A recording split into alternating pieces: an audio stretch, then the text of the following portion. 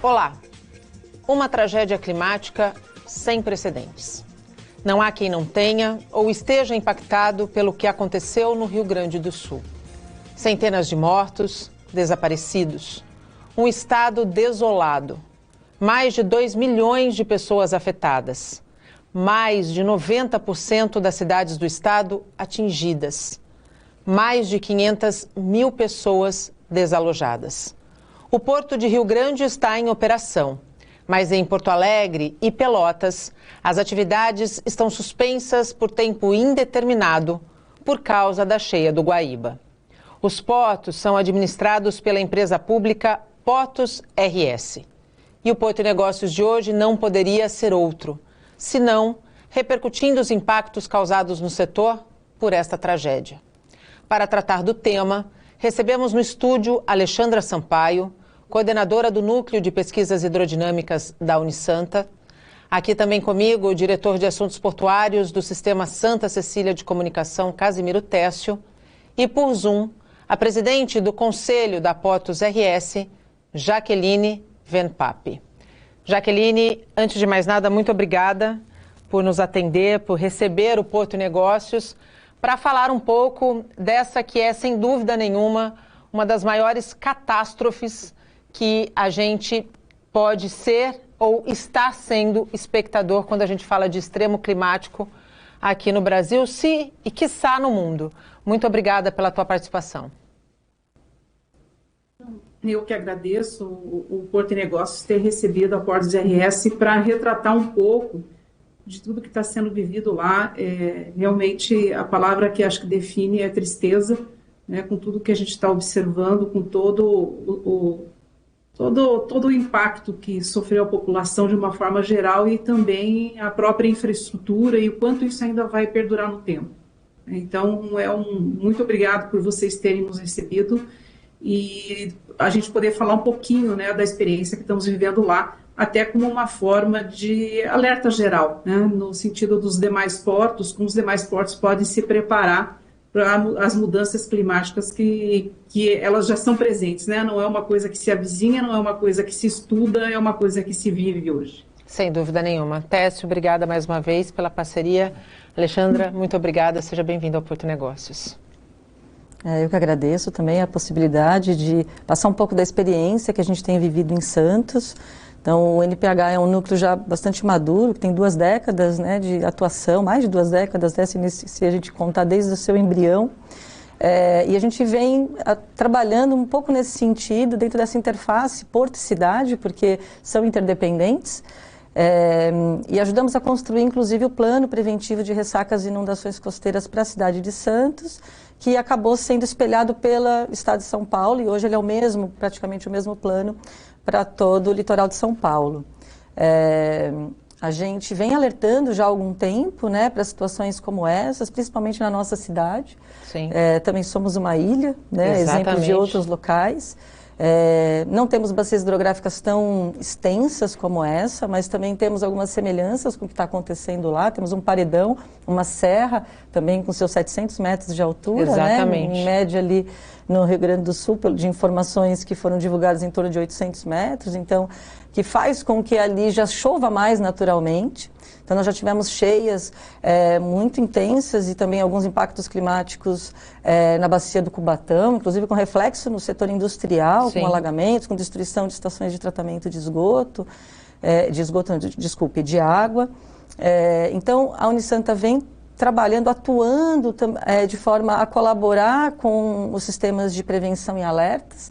Então, além da parceria que a gente tem com a praticagem do Porto de Santos, já vai fazer 10 anos o ano que vem, nós também temos implementado e instalado algumas PCDs, pontos de coletas de nível de alguns rios aqui na região, para tentar ser o primeiro passo para a implementação de sistemas de alerta. Na verdade, é agir preventivamente e não corretivamente. Um dos pilares da adaptação às mudanças climáticas são os sistemas de monitoramento e alertas, né? E porque eles ajudam a prevenir mortes. Mas salvaguardam vidas. Exatamente, mas ele não é o único, né? Ele é complementar a essas respostas que são necessárias. Mas ele é fundamental. Inclusive, a Organização Mundial de Meteorologia tem alertado para isso, recentemente falou novamente, né, no seu relatório, que é importante que o mundo todo invista, né, em sistemas de monitoramento e de alertas precoces, porque isso tem uma importância não só para a gente atuar no momento de crise, mas para a gente poder entender sem dúvida a dinâmica desses eventos, né? Porque a gente aprende muito, infelizmente, né, com esses eventos. Então, a gente tem que atuar junto, né? A ciência com os outros setores, né? Com poder público, inclusive com a sociedade, né? Sem dúvida. A gente tem a questão da ciência cidadã, onde a gente envolve a sociedade. Então, existem várias iniciativas que a gente pode implementar, e algumas, inclusive, já existem, e espalhar por todo o Brasil, de forma a gente criando polos e centros de resiliência, que ajudem a construir essa resiliência, porque não vai ser fácil. Jaque, como é que está atualmente a situação no Porto de Rio Grande, Porto Alegre e Pelotas? Qual é o cenário atual? Bom, o Porto de Rio Grande está plenamente operacional, ele não teve uma interrupção significativa das suas atividades, foram apenas algumas horas, mais uma questão de prevenção, mas é completamente operacional o Porto, obviamente com alguns cuidados, né, e envolveu muito a praticagem local também, e a Marinha, em função da correnteza. Nós tivemos aí até uma correnteza de 7 nós, então isso traz um cuidado com as manobras, né, dentro do canal ali para o Porto de Rio Grande. Mas fora isso, o Porto de Rio Grande está completamente operacional, está funcionando normalmente.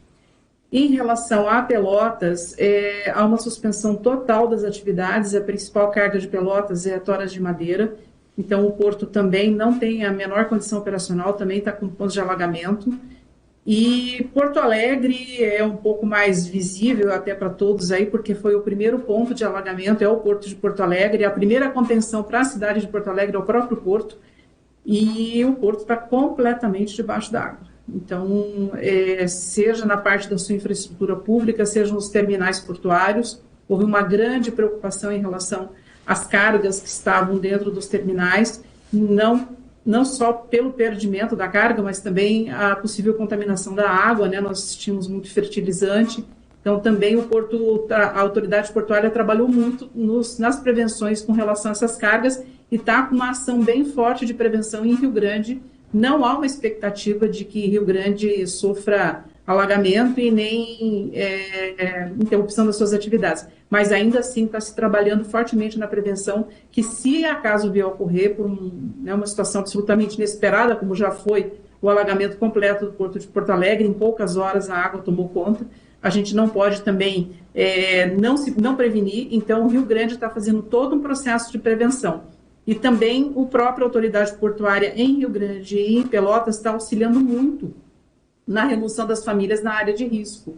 Então, está se trabalhando muito com as informações também que o Porto mesmo contrata junto às universidades, assim como tem a parceria da praticagem com a Santa Cecília. O Porto de Rio Grande tem uma parceria muito forte com as universidades locais, seja a Universidade Federal de Rio Grande, a de Pelotas e a de Porto Alegre, onde nós estamos com uma troca de informações em tempo real, e auxiliando aí no processo das prevenções para situações futuras. E o futuro, eu não estou dizendo situações futuras, para um novo evento climático, é neste que ainda estamos vivendo nele. Então, nós estamos tomando medidas de prevenção dentro já do fato acontecendo.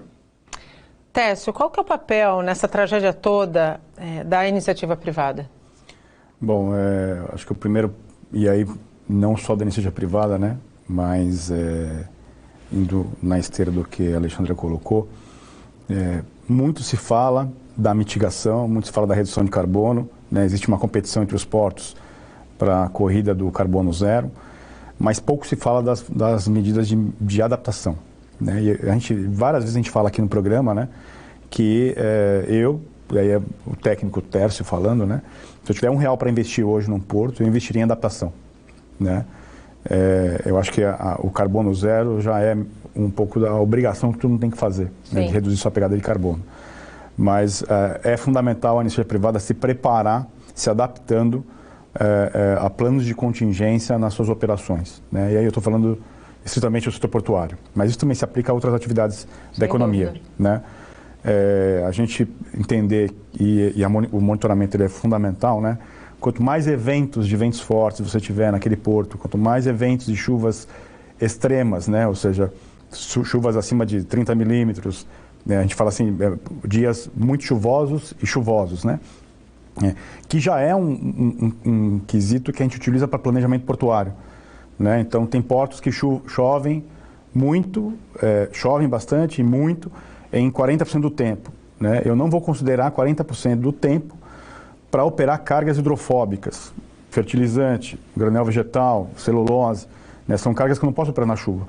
Então, eu não vou contar com aquele tempo para o meu planejamento, né? Hoje, com os extremos climáticos, isso está se tornando cada vez mais desafiador, né? Exato. E aí, é mais do que isso, né? Se o meu 40%, eu estou pegando o dado de Santos, né? Para ser preciso, 38% do tempo em Santos, ele chove, né? Chove a ponto de parar uma operação hidrofóbica, né? Como é que eu me adapto a um aumento desse tempo, né?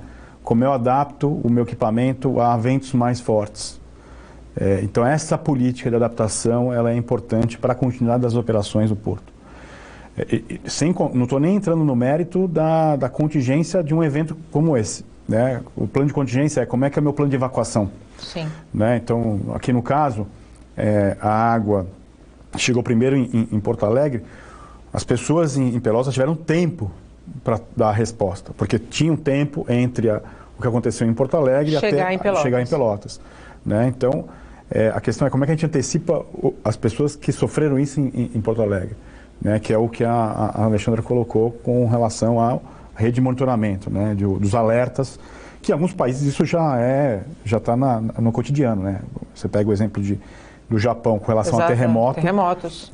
Terremoto não é uma questão climática, né? É uma questão tectônica, a Terra trabalha, né? As placas. Mas existe um monitoramento para aquela situação. Monitoramento e alerta, né? As pessoas elas reagem àquilo para salvar vidas, né?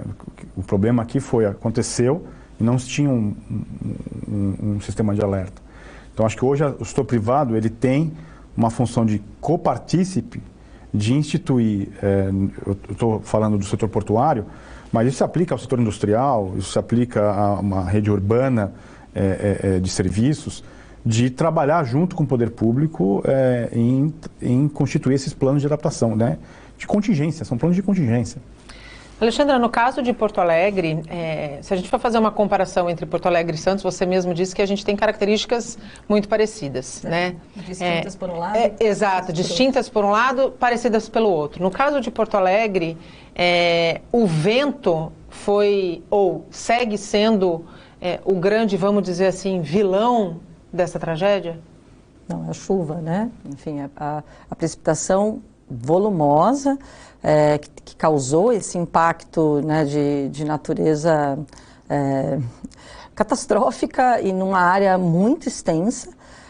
Mas o vento hoje ele segue como um fator que agrava essa situação, principalmente a situação de escoamento. Exatamente, né? Porque hoje as chuvas elas continuam, mas numa menor intensidade. Hoje a gente tem um frio extremo, né, no Rio Grande do Sul, com possibilidade inclusive de geada. Mas o que a gente vê é a lentidão para que essa água baixe. E muita gente que está em casa se pergunta, por que essa água não baixa com tanta rapidez, com a mesma rapidez que encheu, por que não baixa? Vou citar o evento que nós tivemos em fevereiro aqui, no Carnaval do ano passado, que a gente teve uma situação onde o mar atuou como uma barreira hidráulica para escoamento da chuva que havia sido extrema. Nós tivemos 600, 700 milímetros de chuva em poucas horas. Né? Ali no Rio Grande do Sul foram alguns dias para chegar nesse número. Aqui foram algumas horas. Nós tivemos a pior situação, que no nosso caso aqui, uma maré muito elevada. No mesmo período onde nós tivemos o acúmulo de chuva extremo, como esse, e ondas atuando acima de uma cota de 3 metros de altura. Então, isso fez com que agravasse a inundação. E quando a gente tem uma área inundada muito grande, o socorro também tem dificuldade de chegar, né? O que está acontecendo no Rio Grande do Sul semelhante do ponto de vista do agravamento da inundação, sim, dificultado pelo escoamento, né? Não é só o mar. Então, toda aquela bacia, que é uma bacia enorme, muito grande, sim, né, do ponto de vista de ocupação de área, ela vai descarregar num corpo d'água que é um lago, né? Um lago, um rio, né? Enfim, de acordo com as suas características, os conceitos da ciência para identificar, né, qual é a melhor nomenclatura. E que esse corpo d'água ele vai desaguar numa laguna, né, que tem uma saída também restrita para o oceano. Então, são sistemas de movimentação da água um pouco mais lentos do que um rio, por exemplo, né? Então, tem o conceito de tempo de residência, que a gente estava falando há pouco. Então, os tempos de residência são maiores nesses corpos d'água. Por isso que ganhou-se um tempo para que outras áreas mais ao sul fossem atingidas, né? Enquanto na cabeceira, em direção a Porto Alegre, foi muito mais rápido, né? Então, à medida que a gente vai alterando, ocupando áreas que não deveriam ser ocupadas, retificando os rios, a gente acelera os impactos desses fenômenos climáticos, né? Então, isso acontece em vários locais, tanto que há uma tendência hoje da engenharia de voltar, né, a tentar recaracterizar essas bacias e tentar voltar ao que elas eram originalmente, né, meandradas, porque isso atenua a velocidade da enxurrada, enfim. A gente alterou demais, né, nessa ânsia de dominar a natureza, a gente acabou não aprendendo com ela, né, enfim, não lendo bem a natureza, e hoje a gente está precisando retornar e retomar esse conhecimento que já existia, né? Alguns povos ancestrais não ocupavam várzeas de rios, né, não colocavam as suas ocas, as suas molocas próximos dessas áreas, enfim, né, os agricultores também leem bem porque lidam com isso. A gente tem, lógico, consegue abreviar isso, porque a gente monitora, né? Então, quanto maior o conhecimento, né, do funcionamento desses sistemas, né, do sistema hidrológico, do sistema oceânico, né, de toda essa dinâmica que existe na atmosfera, a gente vai conseguir dar respostas e abreviar um pouco mais esse tempo. Quanto mais conhecimento e quanto mais respeito aos sinais Exatamente. Da natureza, né? Eu acho que o que a gente está vivendo nesse momento é o extremo resultado da irresponsabilidade única e exclusivamente do próprio homem, que ignorou os sinais que a natureza vem dando e já não é de hoje. A gente faz um rápido intervalo e volta já.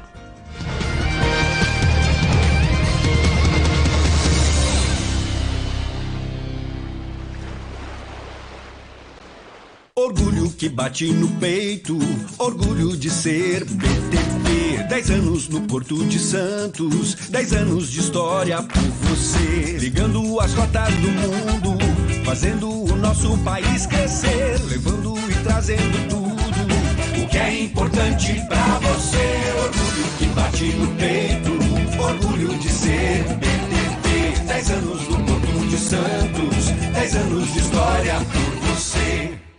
Operando 24 horas por dia e 7 dias por semana, nas duas margens do nosso porto, estão o TEG, Terminal Exportador do Guarujá, TEAG, Terminal de Exportação de Açúcar do Guarujá, e TES, Terminal Exportador de Santos. Com mais de 20 anos de história, gerando milhares de empregos em nossa região e garantindo o escoamento portuário dos granéis sólidos, formando um elo logístico essencial para a cadeia do agronegócio no Brasil.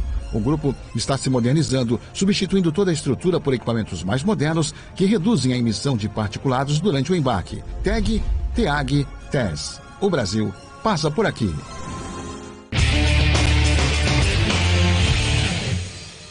Olá, tudo bem? Hoje o Minuto Porto e Negócios fala sobre uma importante conquista da Modal GR.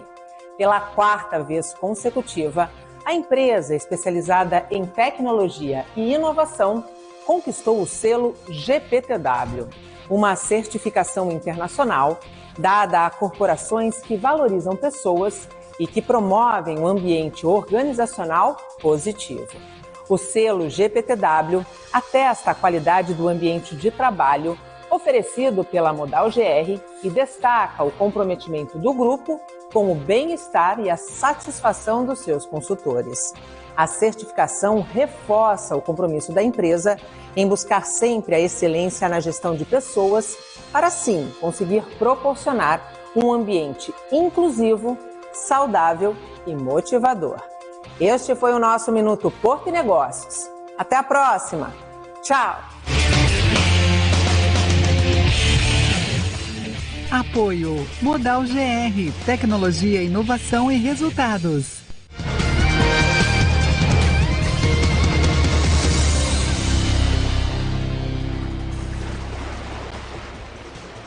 Estamos de volta e hoje o Porto Negócios recebe Alexandra Sampaio, coordenadora do Núcleo de Pesquisas Hidrodinâmicas da Unisanta, o NPH. Também comigo, aqui no estúdio, o diretor de Assuntos Portuários do Sistema Santa Cecília de Comunicação, Casimiro Técio, e por Zoom, a presidente do Conselho da Potus RS, Jaqueline Vendpap. Jaqueline, nós falávamos nos bastidores que um pouquinho antes dessa tragédia assolar o Rio Grande do Sul, foi tema de uma reunião de conselho a criação de um fundo, né? Esse assunto foi levado em pauta já planejando tudo o que a gente vem vendo de mudanças climáticas. Deu tempo de estruturar alguma coisa? Não, infelizmente não. Mas nossa reunião ocorreu há cerca de 1 mês e meio atrás, e nessa reunião foi debatida a criação de um fundo para risco climático. Criar dentro da própria estrutura da Portus RS um fundo voltado a fazer o enfrentamento dessas situações. Contudo, pelo que a gente tinha planejado inicialmente, uma tentativa de alocar cerca de 100 milhões de reais dentro desse fundo, hoje ele se mostrou absolutamente pífio e mostrou também que a autoridade portuária sozinha não consegue fazer isso. Tá? Isso não consegue constituir esse fundo estritamente oriundo da receita tarifária, porque hoje, se colocar toda a reestruturação da navegação na Lagoa dos Patos, o que vai assorear ainda, o que a gente está esperando assorear ali no canal de Rio Grande, nós sequer sabemos na Lagoa dos Patos se os canais de navegação lá existem ainda ou não. Toda a infraestrutura física do Porto de Porto Alegre, que está debaixo d'água, a recuperação na parte de uma avaliação, na verdade não uma recuperação, mas uma avaliação se houve algum impacto desse volume e velocidade da água nos moles. Então tudo isso nós estamos falando na casa de R$1 bilhão, o que mostra que o tamanho da nossa perna é pequeno para fazer um enfrentamento da catástrofe que nós estamos vivendo. Então, realmente, isso vai ter que se pensar em fundos que envolvam o governo federal, em fundos que envolvam aí, organismos internacionais. Então, não é um recurso que possa vir de receita tarifária, porque os enfrentamentos são muito maiores do que se imaginava quando se colocou aí a possibilidade de criar um fundo de 100 milhões de reais. Jaqueline, já existe ou já se levou adiante uma conversa com a ANTAQ para que as multas que forem aplicadas sejam revertidas às receitas para a reconstrução da estrutura portuária dos portos do Rio Grande do Sul? Sim, isso foi um questionamento feito em relação à ANTAQ e também levamos esse assunto ao próprio Ministério. São multas de gestões passadas lá do Porto e hoje estamos na casa aí dos 30 milhões de multas, que essas multas, em vez delas serem revertidas para os cofres da União e sair dos cofres lá do Estado, que já está tão combalido, essas multas pudessem ser convertidas em investimentos agora de reconstrução das estruturas do Porto. Foi feita essa conversa, mas esse assunto está em andamento ainda. Técio, o governo federal, o Ministério dos Portos, a ANTT, eles têm feito, de fato, esforços com liberações, por exemplo, para embarque prioritários de cargas humanitárias, já anunciaram uma série de medidas para tentar minimizar os impactos, mas fato é que essa cifra que a Jaqueline colocou de 1 bi pode ser uma estimativa ainda pequena, porque hoje a gente ainda tem a cheia. A gente vai saber o real dano quando essa água efetivamente baixar. Sim, é a premissa basal de quem faz um enfrentamento catastrófico como esse, né? Precisa terminar a catástrofe para saber o tamanho do dano, né?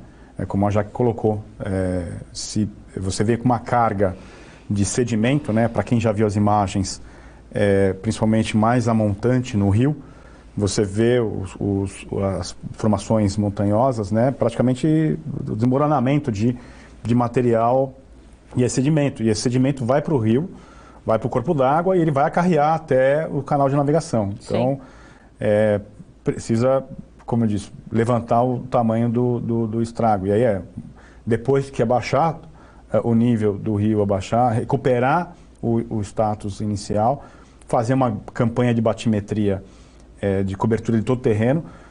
É bem provável que o canal de navegação possa ter mudado de lugar, né? Então, não é só fazer a batimetria no antigo canal.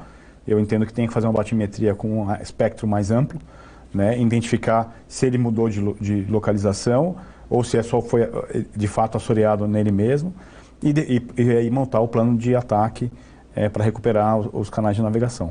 Existe esse risco, claro, da mudança do canal de navegação mesmo, Jaque?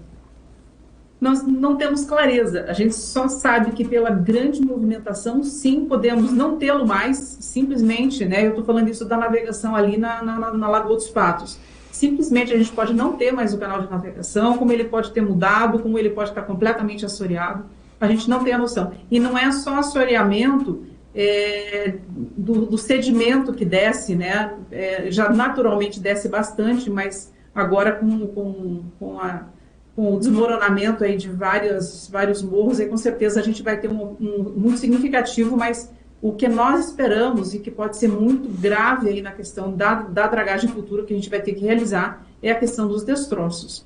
A gente tem muita coisa que desceu para o rio. E continua descendo, né, Jaque? E continua descendo. Nós estamos no meio da crise, nós estamos com uma elevação do Guaíba hoje novamente.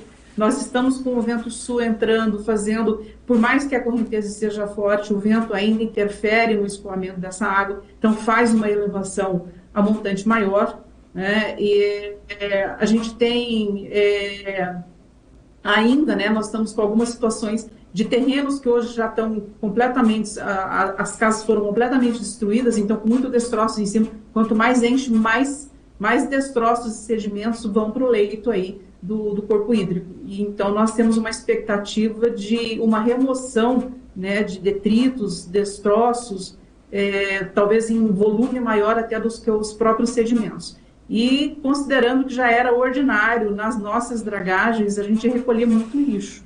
Né? A própria draga chegava a tirar sofá, móveis. Então, o que a gente espera agora é encontrar até veículos, né? Até veículos que foram levados para dentro do leito aí do corpo hídrico. Alexandra, a gente hoje fala muito de como o clima está diferente. Nós estamos num outono que aqui no estado de São Paulo, por exemplo, ainda não deu as caras. A gente está com temperaturas acima dos 30 graus, com previsão de, no inverno, ter temperaturas mais baixas, final de julho, começo de agosto. Isso, de fato, mostra que o clima está diferente, né? A natureza está, de fato, dando sinais de que a ação desordenada e irresponsável do homem tem efeitos. Do ponto de vista das análises hidrodinâmicas com relação, vamos dizer assim, aos últimos 5 anos, essa mudança toda que a gente sente, por exemplo, com essa questão da temperatura, também está sendo sentida do ponto de vista dos níveis hidrodinâmicos? A gente vem monitorando assim, de perto desde o ano de 2016. Aliás, nós passamos a emitir os alertas no ano de 2016. Então, nós verificamos acidentalmente que o nosso sistema ele tinha essa capacidade de previsão. O ano de 2016 foi um ano muito atípico. Nós tivemos 6 eventos muito extremos relacionados à elevação do nível do mar e a ondas também mais intensas. Tivemos ondas na Baía de Santos acima de 4 metros. Né? Tivemos o recorde de nível do mar, já observado aqui, de 2,40, que é um traçador até, se a gente for fazer projeções de qual é o efeito de uma maré elevada, de uma subida em torno de meio metro, né, do nível médio do mar. Nós já tivemos esse evento pontualmente acontecendo aqui em outubro no ano de 2016.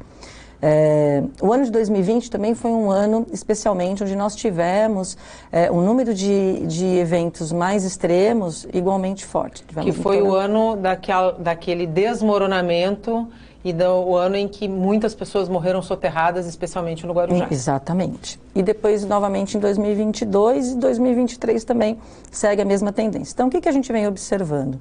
Que os eventos, esses eventos eles são causados pelos ciclones que se formam no Atlântico Sul. com a temperatura da superfície do oceano mais quente, com a temperatura da atmosfera mais quente, o que quem estuda a formação desses ciclones tem falado e tem publicado é que eles estão se formando muito rapidamente, né? E o perigo está quando eles se formam muito próximos da costa, porque aí a gente sente de uma forma mais forte esses efeitos na linha de costa. Então, qual é o nível de preocupação? Que esses eventos eles não só se tornem mais fortes, mas que eles também se tornem mais frequentes. Ainda não há uma certeza dessa frequência, se ela está aumentando ou não.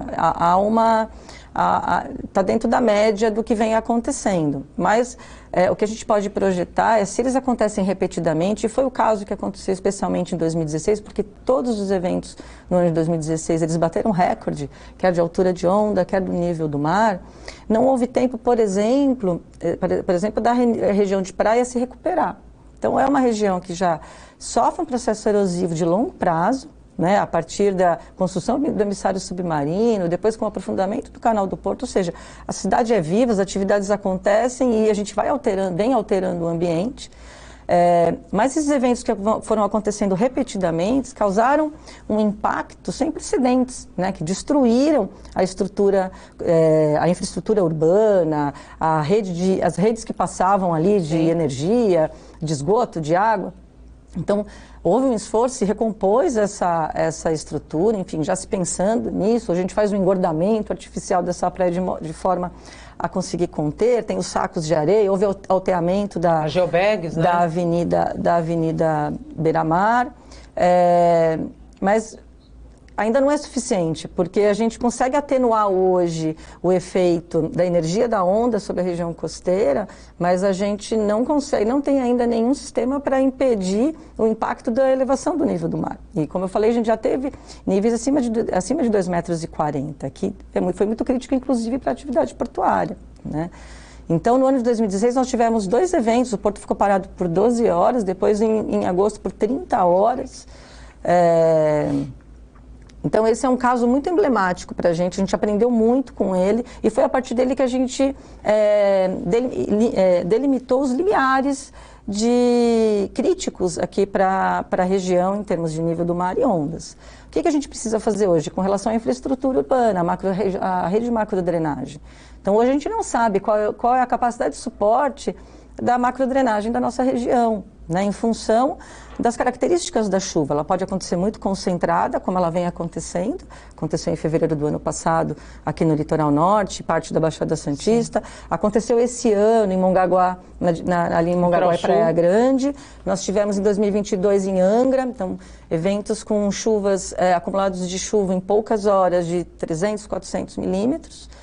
E qual é a capacidade de resposta da rede de drenagem? E ainda com a barreira hidráulica que o oceano pode oferecer. Ou a gente pode ter chuvas que vão acontecendo de uma forma mais esparsa, mas contínua, que também vai ter um outro reflexo na rede de drenagem.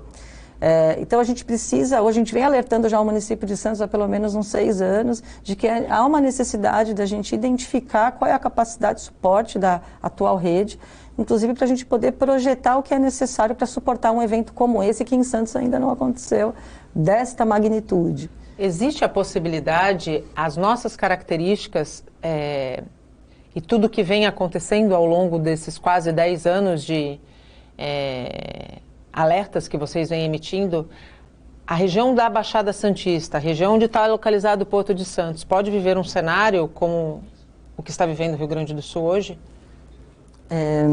O IPT, junto com o CPRM, fez um levantamento das vulnerabilidades das regiões metropolitanas do estado de São Paulo. E entre as 3 regiões que a gente tem, a Baixada Santista é a região que tem 1/3 do seu território com alta e média vulnerabilidade a inundações e alagamentos. Então, a gente sabe, né, devido à característica natural do nosso território, uma planície costeira, que tem a influência aí da maré meteorológica bastante acentuada, principalmente nesse período do ano, né, outono e inverno, mas nós tivemos uma ressaca em pleno ano novo, né, no dia 31, Sim. que carregaram as balsas. Exatamente. Então, a gente, é um pouco do que o Tércio falou no início, a gente não tem muito padrão, né, hoje, climático.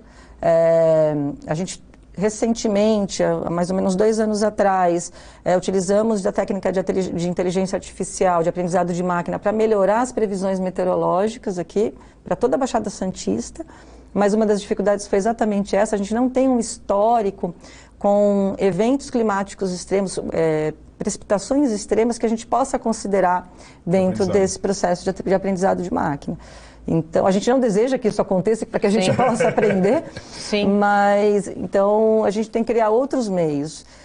Uma dificuldade muito grande hoje é identificar onde que vai chover com um volume significativo com antecedência, né? Então, os modelos, hoje a gente sabe que vai ter uma chuva extrema.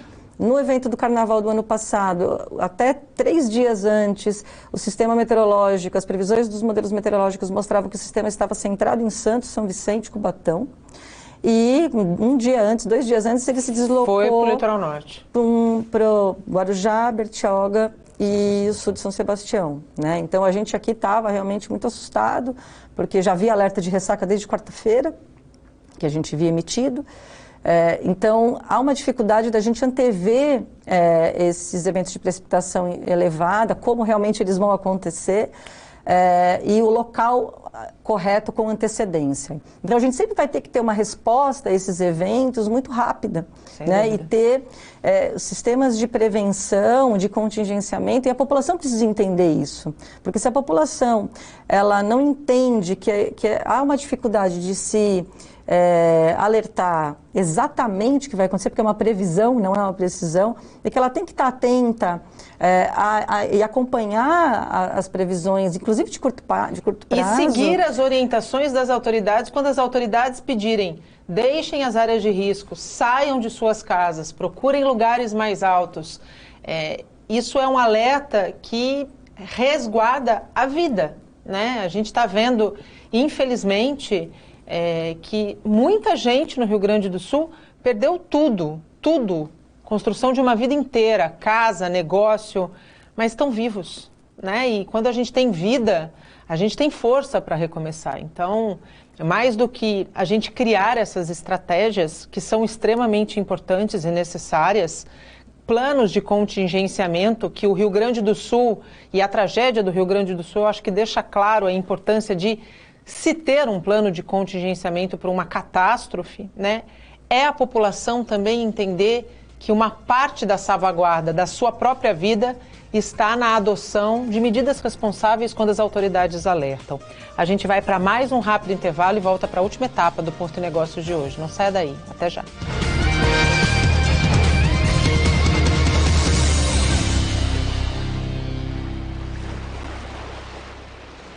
Orgulho que bate no peito, orgulho de ser BTP. 10 anos no Porto de Santos, 10 anos de história por você. Ligando as rotas do mundo, fazendo o nosso país crescer. Levando e trazendo tudo o que é importante pra você.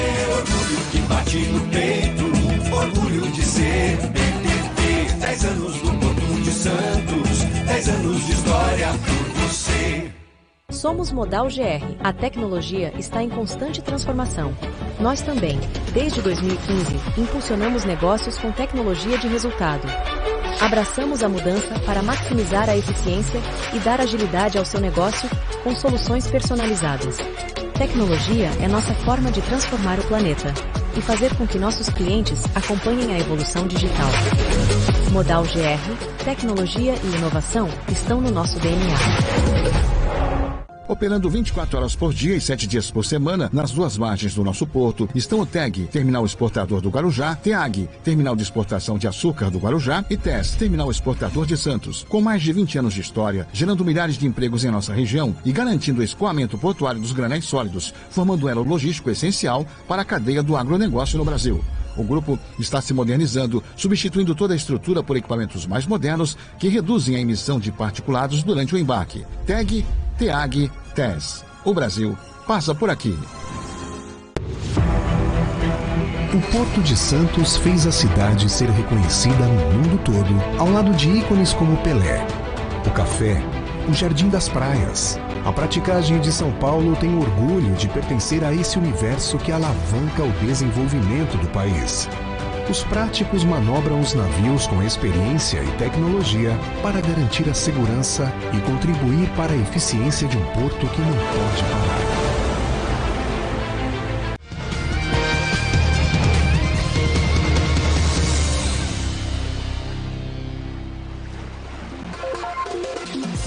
E estamos de volta e chegamos ao último bloco do Porto e Negócios. Abrimos a última etapa com Angelino Caputo e o Momento Ábitra. Momento Ábitra. Olá, pessoal. Agora em 2024, a Ábitra está completando 35 anos de uma história marcada por muitos desafios e conquistas. A própria criação da Ábitra aconteceu para enfrentar um problema no Porto de Santos. No final dos anos 80, o comércio exterior tinha dado um salto enorme com o novo uso de contêineres no transporte marítimo das cargas. Esse grande fluxo acabou gerando um gargalo logístico no descarregamento e na armazenagem dos contêineres no porto. E foi a Ábitra que resolveu esse problema ao desenvolver o sistema tecnológico conhecido como DTE, que até hoje ajuda a agilizar o trânsito aduaneiro das cargas no porto. Desde então, outros sistemas foram sendo desenvolvidos e atualmente são 12, todos contribuindo para facilitar a vida da comunidade portuária santista. Por conta dessa tradição em criar soluções tecnológicas, a Ábitra acabou assumindo o papel de entidade fomentadora da inovação no setor. Mas, para além dessa vocação tecnológica, nós da Ábitra também atuamos, em nome das nossas associadas, no aprimoramento dos marcos regulatórios e demais normativos do setor. Essa frente se dá junto aos vários órgãos e esferas do governo, do Congresso Nacional e do Poder Judiciário.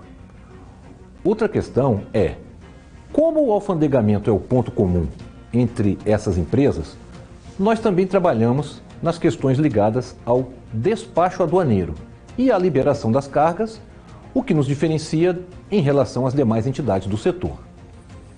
Assim, em nome das associadas, mantemos firme relacionamento com a Receita Federal, Mapa Vigiagro, Anvisa, IBAMA, autoridades portuárias e alfândegas locais. Também fomos os pioneiros no setor a apoiar os compromissos do Brasil como signatário do Acordo de Facilitação do Comércio Mundial, o AFC, e a construção do Portal Único do Comércio Exterior. Participamos das comissões de facilitação do comércio no Porto de Santos e no âmbito nacional e concentramos a representação da classe de empresários de instalações portuárias nos CAPs, garantindo o acompanhamento dos projetos e ações em cada um dos portos públicos brasileiros. Por fim, a representatividade da Ábitra se dá, sobretudo, na participação efetiva dos representantes de cada associada em nossos grupos de trabalho. Nesses fóruns são discutidos os desafios enfrentados nos pátios, contribuindo para formatar as ações institucionais que são decididas pelo nosso Conselho de Administração e nas Assembleias Gerais da entidade.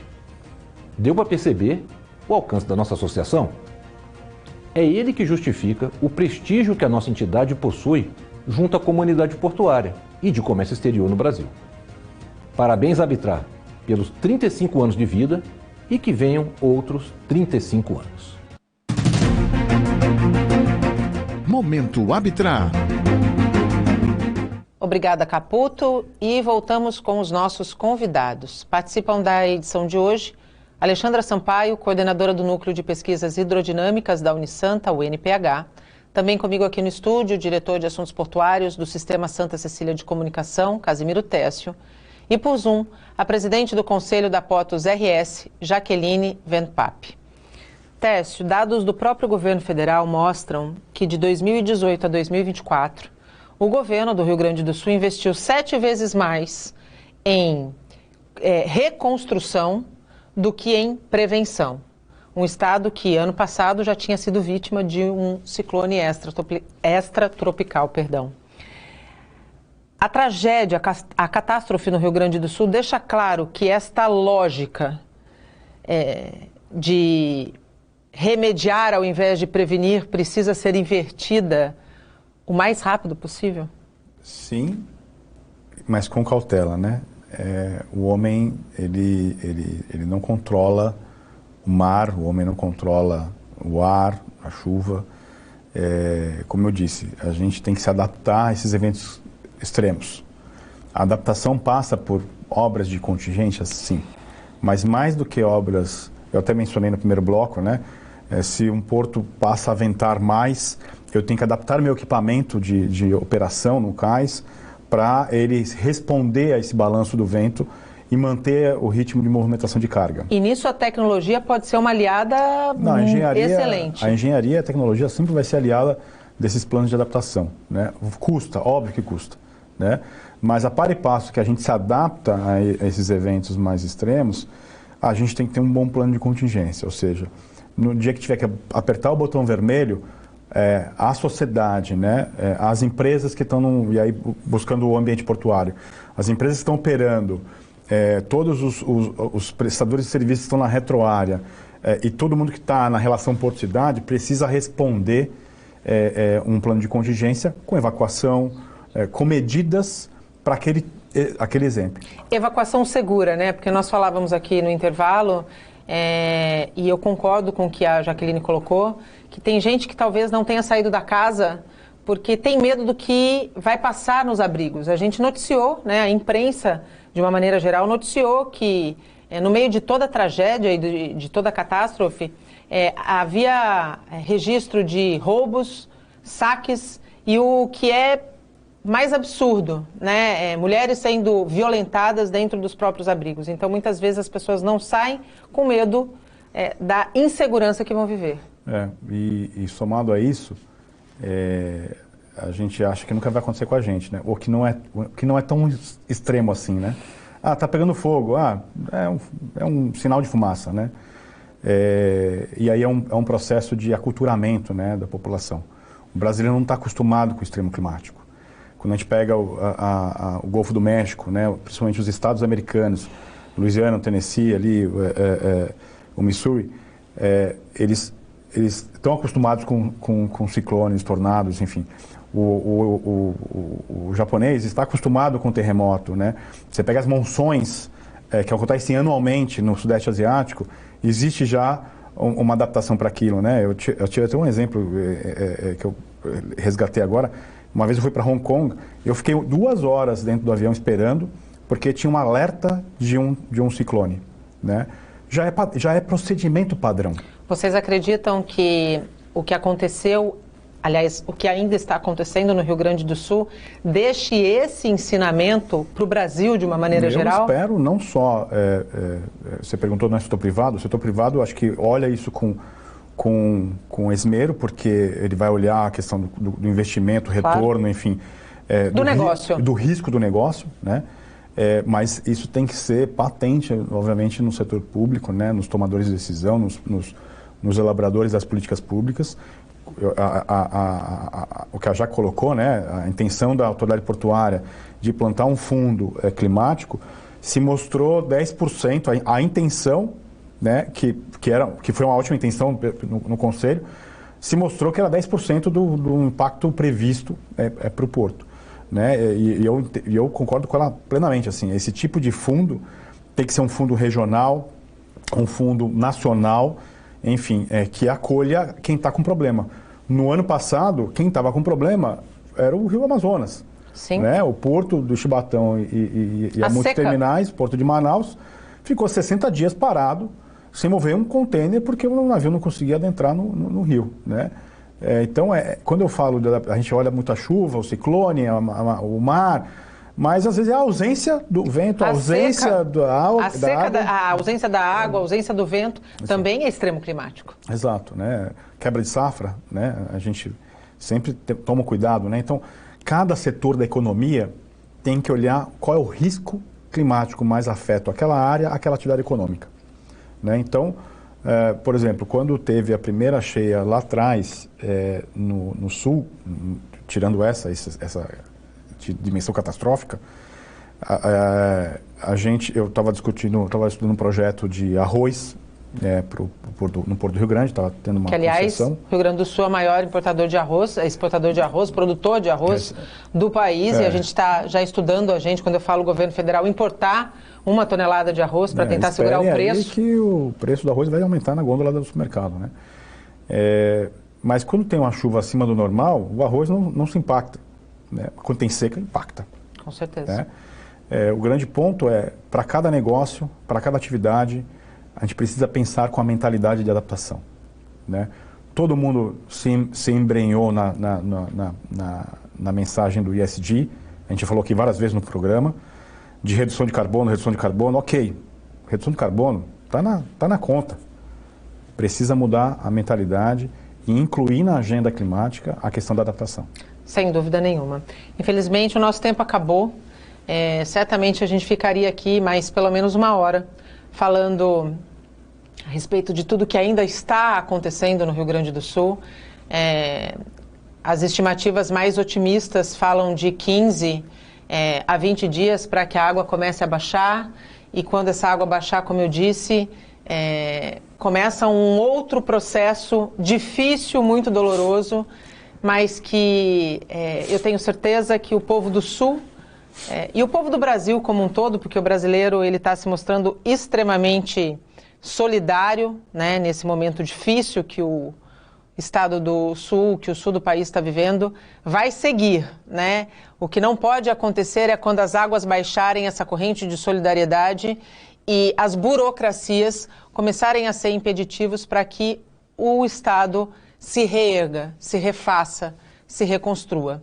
Nada vai poder diminuir a dor e o impacto das vidas perdidas.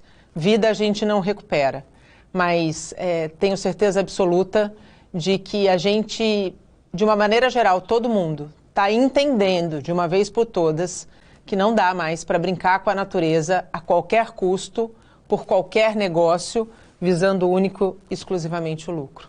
Jaque, muito obrigada pela tua disponibilidade de nos atender. Eu quero fazer um compromisso aqui com você, se você me permitir, assim que possível, tão logo essa água baixe e tão logo comece o processo de reconstrução dos portos de Porto Alegre e Pelotas, que a gente possa, o Porto Negócios possa ir até os portos e mostrar esse trabalho. Vai ser muito importante recebê-los lá, porque eu acho que aí consegue mostrar bem para a população brasileira todo o impacto, especialmente dentro do segmento portuário, o impacto desse evento climático lá. Eu gostaria de deixar um apelo aqui, aproveitar o momento e deixar um apelo para que todas as pessoas que queiram fazer contribuição de gêneros, né, alimentícios, água, roupas, colchões, roupa de cama, procurem comprar, especialmente no setor empresarial, no comércio local do Rio Grande do Sul, para ser uma forma já de reativar a economia e gerar impostos para o Estado. E também evitar um grande fluxo, né, de veículos para uma região que já está bastante danificada, né, toda a parte da malha rodoviária é bastante danificada, então evitar um grande afluxo de veículos nesse momento com as doações e optar por fazer essas compras no comércio local. Então eu deixo esse apelo aqui para todos os espectadores aí da Santa Cecília. Muito obrigada mais uma vez por nos atender e por falar de maneira tão clara o cenário que hoje vivem os portos que movimentam o Rio Grande do Sul e que contribuem sobremaneira para a economia do país. Muito obrigada. Eu que agradeço, e o Rio Grande do Sul está aí de parceiro do Brasil. Precisamos do Brasil todo nesse momento e com certeza estamos recebendo essa ajuda e podem ter certeza que nós vamos nos reerguer e deixar aquele Estado sempre forte e enfrentando todas as suas dificuldades. Principalmente tirando o aprendizado do risco climático. Sem dúvida nenhuma, eu não tenho dúvida disso. Técio, mais uma vez, obrigada pela parceria.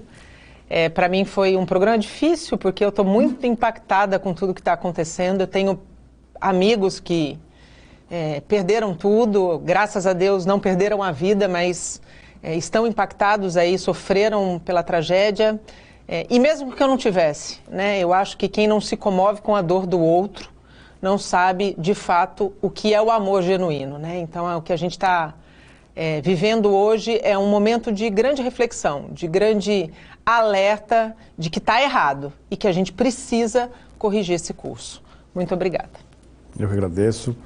Bom, fica aqui a dica, né, para o setor privado, para o setor público, que sem adaptação a gente não consegue enfrentar uma agenda de longo prazo. Não consegue. Alexandra, um prazer ter você aqui no Porto Negócios. Eu sou uma admiradora do trabalho do NPH. Eu acho que vocês são um braço fundamental para o funcionamento seguro do maior porto do Hemisfério Sul. Que o trabalho de vocês siga sendo reconhecido e possa chegar, não só no estado de São Paulo. Se puder e se conseguirem, rompam barreiras e cheguem em outros estados do Brasil que precisam desse trabalho sério, dedicado e genuíno de vontade de fazer diferente. Muito obrigada. Agradeço a oportunidade de participar aqui pela primeira vez. Para a gente também é muito difícil acompanhar essas situações. Todos esses eventos mais intensos a gente acompanha de perto. O NPH trabalha no sistema 24/7, quase como uma sala de situação. Então é impossível, porque a gente aprende muito, né, quando tem a ocorrência desses eventos. E é o que você falou, a gente fica muito tocado, né? Já perdi a conta de quantas vezes as lágrimas escorreram de ver as cenas que a gente tem presenciado e que a TV, né, vem mostrando. E eu espero que os meios de comunicação não deixem isso ficar esquecido, porque eles também têm um papel importante, não só na disseminação dos alertas, a mostrar saídas, né, onde a gente pode buscar soluções. O ser humano é muito inventivo, criativo, e nós temos muito boas práticas, muitos aprendizados para trocar, né, entre os povos do nosso próprio país, né, pelo seu tamanho ou fora. Somos um país de dimensão continental. Então, eu acho que a gente com precisa trabalhar criativa. em rede, né? Eu acho que essa é a saída, se a gente quiser. O ambiente trabalha em rede, né? A natureza trabalha em rede. Sim. E a gente precisa aprender com isso. Então, eu espero que todo esse evento, essa catástrofe, nos torne mais humanos, né? Assim, realmente a gente consiga colocar isso como a principal dimensão do ser humano, né? E não só a capacidade de trabalhar, de inventar, de produzir, e sim a capacidade de ser humano, né? Eu espero que isso reflita em todo o apoio, ajuda e enfim, toda a troca que a gente possa ter com o pessoal do Rio Grande do Sul. De ser humano, essencialmente humano. É disso que o mundo precisa. O Porto Negócios termina agora. Na próxima quinta-feira, dia 23, o nosso encontro ainda é um pouco mais tarde por causa da transmissão dos jogos da Unisanta. Eu espero você às 10 horas da noite. Até lá. Tchau.